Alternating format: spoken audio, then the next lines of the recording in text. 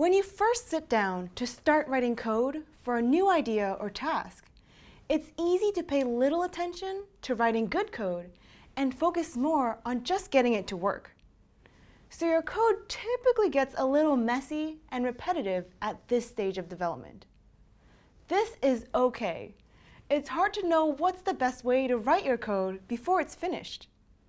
For example, it could be difficult to know exactly what functions would best modularize the steps in your code if you haven't experimented enough with your code to understand what these steps are.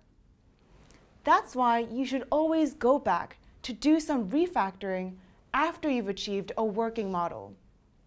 Code refactoring is a term for restructuring your code to improve its internal structure without changing its external functionality.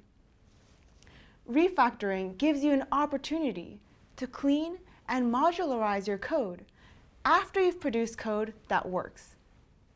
In the short term, you might see this as a waste of time, since you could be moving on to the next feature.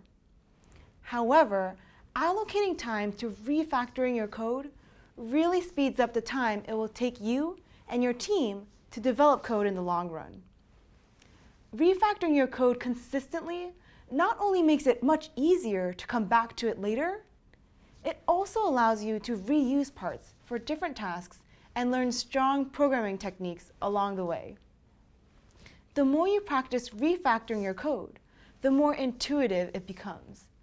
You'll start to find yourself writing more organized code on your first pass, with less to reorganize when you go back. Let's take a look at a couple of examples and get some practice.